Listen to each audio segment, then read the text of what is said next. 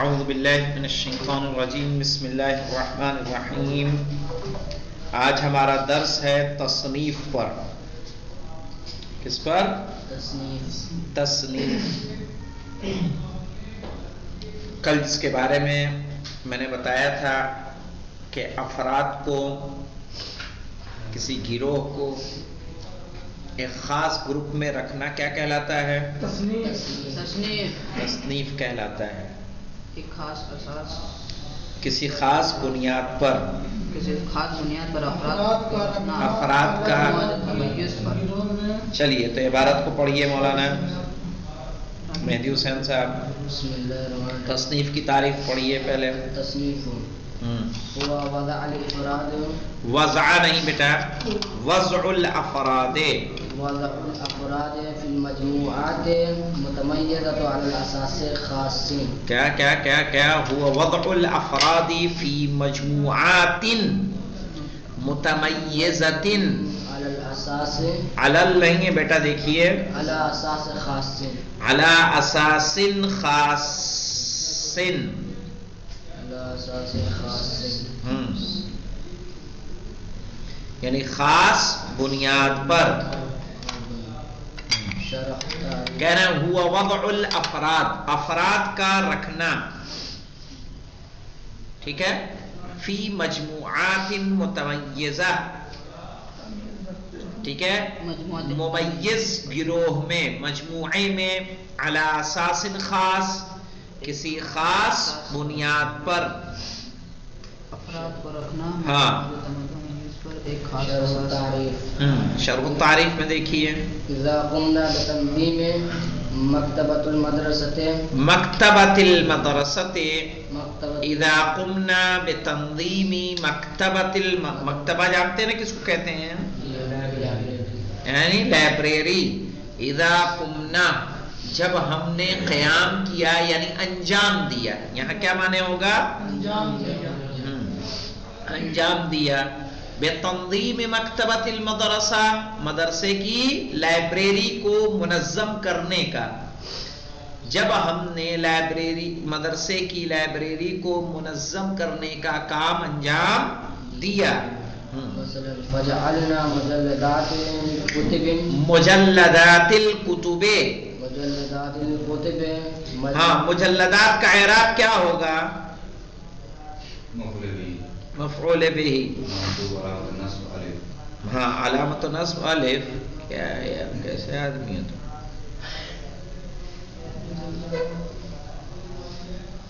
کون بتائے گا جی؟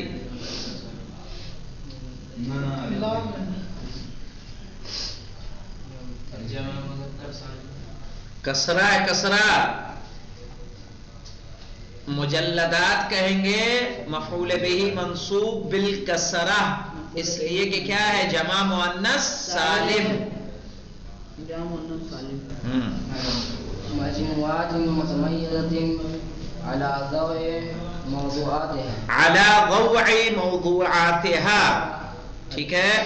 کہہ رہے ہیں فجعلنا مجلدات الکتب، ہم نے رکھا مدرسے کی لائبریری، کتابوں کی جلدوں کو، ٹھیک ہے، مجموعات متمیزہ، ٹھیک ہے، خاص یا متمیز گروہ میں، علی ضوء موضوعاتها العلمیہ، اس کے علمی موضوعات کی روشنی میں۔ ووضعنا کتب الاجتماعیات فی المجموعۃ، وکتب الطبیعات فی المجموعۃ، وکتب الریاضیات فی المجموعۃ، وکتب اللغات فی المجموعۃ۔ لغات، یہ کیا ہوتا ہے؟ لغات، کہہ رہے فوضعنا کتب الاجتماعیات فی مجموعۃ،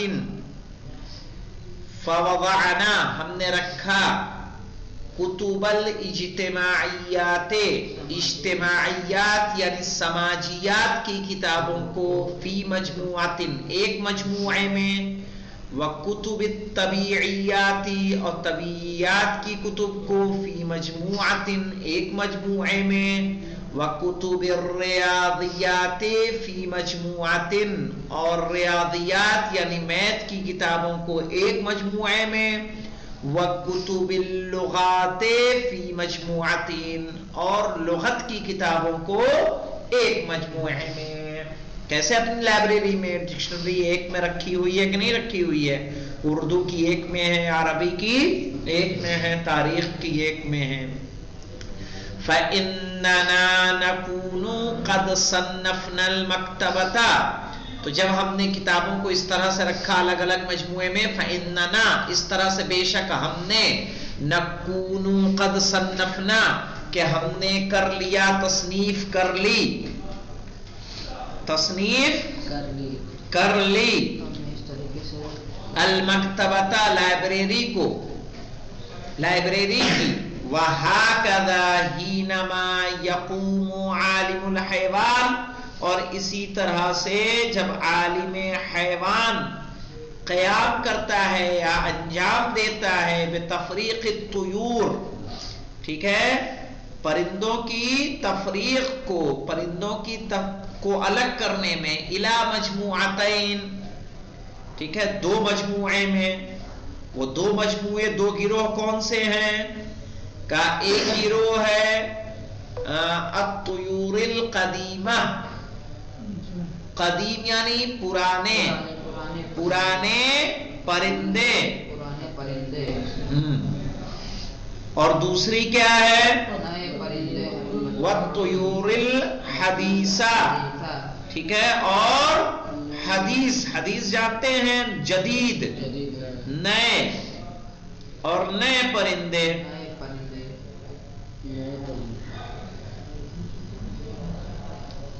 اب یہ وَيَفَرِّقُ مَجْمُوعَةُ الطُّيُورِ الْحَدِيثَةِ، اور نئے پرندوں کو وہ تقسیم کرتا ہے اِلَى ثَلَاثِ مَجَامِيعَ، ٹھیک ہے، تین گروہ میں، الطُّيُورِ الْمُسَنَّدَةِ الْبَائِدَةِ وَالطُّيُورِ الرَّمْسِيَّةِ وَالطُّيُورِ الْجُؤْجُئِيَّةِ، ٹھیک ہے، کہہ رہے ہیں وہ طیور کہ جو ناپید ہو چکے ہیں، مسندۃ البائدہ، جو ناپید ہو گئے، ناپید یعنی ختم ہونا، خراب، ناپید یعنی جن کو اب نہیں ملتے، جیسے گدھ جلدی ملتا ہے، نہیں پائے جاتے، نہیں پائے جاتے، نہیں پائے جاتے، ہاں نہیں پائے جاتے، وہی نہ ہونا جن کا، جو پہلے ہوتے تھے اب کیا ہوئے؟ ختم ہو گئے۔ تو المسندۃ البائدہ،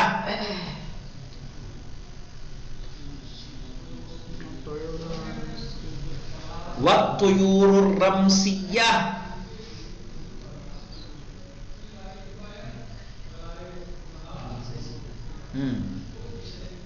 کیا لکھا ہے بیٹا؟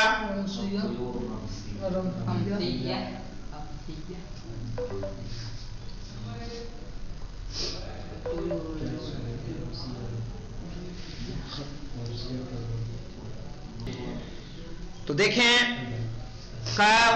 وَيُفَرِّقُ مَجْمُوعَةُ الطُّيُورِ الْحَدِيثَةِ، اور فرق کرتا ہے نئے پرندوں میں، اِلَى ثَلَاثِ مَجَامِيعَ، تین گروہوں میں، ایک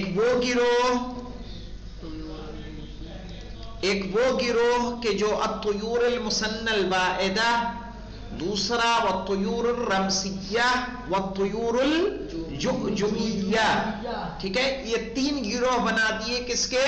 پرندوں کے، حدیث پرندوں کے، ٹھیک ہے، نئے پرندوں کے۔ فَإِنَّهُ بِهَذِهِ الْعَمَلِيَّةِ، تو اس نے اس کام سے، من التفریق، الگ کرنے کے ذریعے، یکون قد قام، اس نے کیا انجام دیا؟ بتصنیف الطیور، پرندوں کی تصنیف کر دی اس نے، کہ اس نے پہلے پرندوں کو تقسیم کیا جدید اور قدیم میں، پھر جدید کو کر دیا مسنہ بائدہ، رمسیہ اور جؤجؤیہ میں، ٹھیک ہے۔ اساس دیکھیے، اساس جس طرح سے تقسیم میں ہم نے کہا تھا، اساس کیا ہونی چاہیے؟ ایک. تصنیف میں بھی بنیاد کیا ہونی چاہیے؟ ایک. پرندوں کے اقسام آپ جانتے ہیں کئی طریقے کی ہوتی ہیں. ایک وہ ہوتی ہیں جو گوشت خور ہوتے ہیں، وہ پرندے ہیں. ایسے کتنے جانور ہیں، لیکن کیا ہر پرندہ گوشت کھاتا ہے؟ نہیں. صحیح ہے. تو وہ پرندوں کی اقسام اگر غذا کے اعتبار سے کریں گے ہم تو کئی قسمیں بنیں گی؟ دو. ایک وہ جو مانساہاری ہیں، ایک جو مانساہاری نہیں ہے، صرف پھل فروٹ پتے ان سب چیزوں کو کھا کے اپنا گزارا کرتے ہیں. تو وہ غذا کے اعتبار سے ہو جائے گا. اب یہاں پہ آئیے تو یہ غذا جو ہم نے بتایا، غذا کے ذریعے ہم نے جو طیور کو تقسیم کیا ہے تو اساس کیا بنا قرار پائی؟ غذا. ٹھیک ہے. ایک ہے کہ ہم اگر طیور کو کریں جسمانی اعتبار سے تو جسمانی اعتبار سے کتنی قسمیں ہو جائیں گی؟ تقریباً 3، کم سے کم 3 یا 4 بنیں گی. ہو سکتا ہے 4 ہو جائے. ایک بہت بڑے آتے ہیں جیسے شتر مرغ ہے، ہنس ہے، یہ بھی پرندے میں آئیں گے کہ نہیں آئیں گے؟ ٹھیک ہے. اس سے چھوٹے آ جاتے ہیں، گدھ ہے، چیل ہے، اس سے کیا ہے؟ چھوٹے ہیں. صحیح. اس کے علاوہ اور آئیے جو مثلا کوا، کوئل، کبوتر، یہ ایک بہت چھوٹی چھوٹی چڑیا ہوتی ہے، دیکھا ہے؟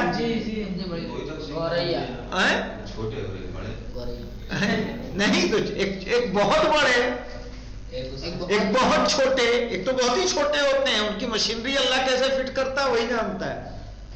اتنی بڑی بڑی جناب. ہاں یار یہی دیکھا تھا میں نے. نہیں آ تو جائیں گے چھوٹا بڑا، لیکن یہ چھوٹے میں بہت ہی چھوٹے ہیں نا، ایسے کہ جو یعنی غیر طبیعی چھوٹے ہوتے ہیں. فطری یعنی ان کو آپ فطری نہیں کہہ سکتے. ان کو دیکھنے میں دیکھیں بہت چھوٹے، یہاں آتی ہیں کبھی کبھی، بہت بہت چھوٹے چھوٹے. آپ سوچیے ان کا سینہ، گردہ، پتا کہاں فٹ ہوتا ہوگا اتنے سے. اور وہیں دیکھیے اس کو، ہنس کو دیکھیے، گدھ کو دیکھیے، شتر مرغ کو دیکھیے، اتنا اونچا رہے گا میرے خیال سے. اس سے بھی اونچا ہے، اس سے اونچا رہے گا. ایک مرتبہ جناب کاٹا تو 45 کلو گوشت نکلا تھا اس میں. 45 کلو؟ جی. اس کے بیٹھتا تو اتنا بڑا رہتا ہے. ہاں وہی میں کہہ رہا ہوں اونچا رہے گا وہ. بہت. آپ کیسے بڑے چھوٹے ایسے اس کی طوطا، اچھا طوطا لے لو، کبوتر لے لو، کوئل لے لو، ایک ایک چھوٹی چھوٹی جو چڑیا گوریا آتی ہے وہ لے لو. تو ان کا سائز کیا ہے؟ جسمانی اعتبار سے کئی سائز کے آتے ہیں. صحیح ہے.